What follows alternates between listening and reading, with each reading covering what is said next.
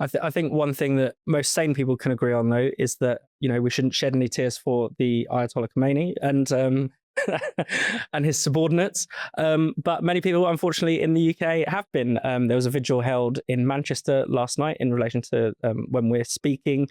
Several student groups have sent messages or posted messages of condolence for the Ayatollah on Instagram. I mean, Miriam, what have you made of this? Because again, you can be wary of the war. You can even outright oppose the war without actually celebrating this, brutal theocrat.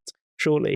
I mean, I refuse to be surprised by anything that happens in UK universities anymore because, I mean, it's just insane. And we all know that universities are very left-wing places. They're very anti-Israel often. So I think in a way it's no surprise, but it really does speak to total ignorance of history, as well as probably being brainwashed to some extent. Yeah. But I'm a massive fan of the Rest is History podcast, as I think I've written about in Spike. But the series on the revolution in Iran in 1979 is absolutely fascinating. I'd highly recommend it. But it's things like that actually most young people will have no idea about the history of Iran. They jump on a bandwagon. They've seen something on TikTok. Oh, the Americans are bombing Iran, therefore Iran are the good guys. I think it is probably that simple in terms of their thinking. But, yes, absolutely absurd that universities can be celebrating his life or commiserating his death, especially as so many actual Iranians who fled the regime are celebrating what's happened. And I thought it was really lovely to see actually what happened in North London to some extent last week, which was Israelis, Jewish people and Israelis celebrating with Iranians the fall of the Ayatollah, which I thought was quite a good thing to see. But yeah, I mean, goodness, there's so much wrong with our universities in that. But it's even less understandable than the protests about Gaza because, of course, there are many arguments to make about whether the Israelis went too far in Gaza and the suffering of innocent people. But how you cannot cheer on the death of this evil, evil man, I don't know. And he's the one quite directly killing innocent civilians. In that case, there's no question about that. Yeah, I think one, just to pick up on what Tom was saying about the protesters, I think one particularly sad thing about this is that Trump did seem to imply in January that he was going to come to the aid of those protesters. And that's probably why they continued on the streets for so long, despite being gunned down by the regime. And it's now quite clear that America is acting in its own interest, as it should do. That's its job.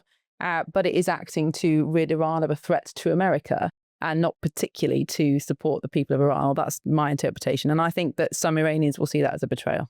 On the university's point, and this has been a bit of an open secret for some time, that in particular kind of university Islamic societies have been a potential engine for radicalization. I mean, this is about more than 10 years ago now, the legislating around the prevent duty on universities to try and weed out kind of extremist speakers was basically sparked by all kinds of Islamist lunatics showing up at these kinds of university society events. And this is clearly another outgrowth of that. I mean, also it's fascinating the extent to which a lot of these vigils and celebrations have been organised by very dubious, shall we say, charities. I mean, there's the Islamic Centre of England, which is in Maida Vale. I think Policy Exchange have previously accused it of essentially being a kind of Islamic Republic nerve centre in the United Kingdom. It's under investigation by the Charity Commission.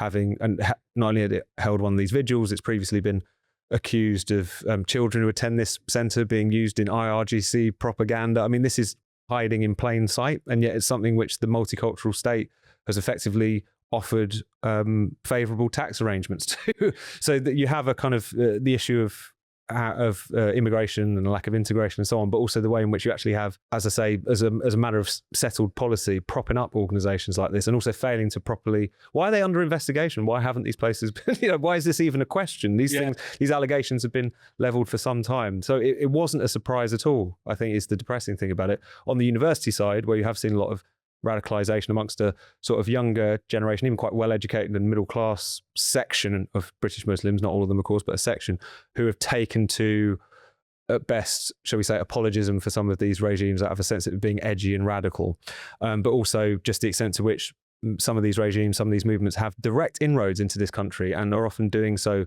with the kind of quasi-assistance of the state in some respects. So, yeah, shocking, but not surprising, as is often the case. It's also adding in, worth talking about the Green Party as well. Mohsin Ali, the deputy leader, was attending a Stop the War rally in London. But there, people were holding up the flag of the Islamic Republic. People were chanting, Khomeini, make us proud, holding up signs commemorating him. Again, he says this is purely about he was there for peace. He just opposed the war.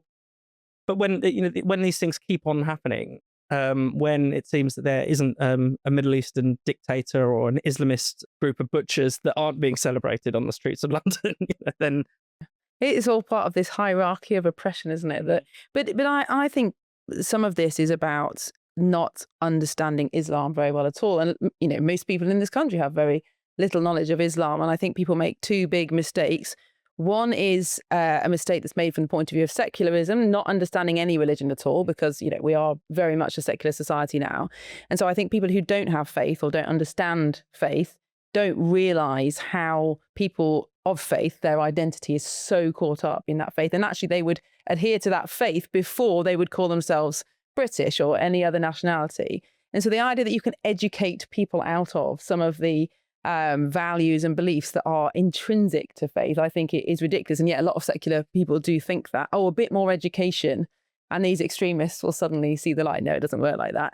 But then the other mistake is one that perhaps the state has fallen into, which is believing that all religions are the same and equal. And therefore, the knowledge that we do have is of Christianity. That's our has been our historic religion. And I think a lot of people with little knowledge of Islam just think, it's just another form of Christianity, which of course it absolutely isn't in terms of its, basic understanding of the equal value of human life and the fact that, Christians believe that there is good and evil, but it's a battle that's fought in the spiritual world, whereas a lot of Islam does actually teach that battle should be taking place with guns and bombs. So at least that's, an interpretation of it. So I think we made two mistakes. One is to think that, Islam is very important. The other to think it's a bit like Christianity, really. And then you get gullible, naive, students in these universities thinking, well, Islam must be fine. So why don't we just support it? Why don't we support this regime? I don't know. I think we need a much bigger understanding of what Islam's all about in this country.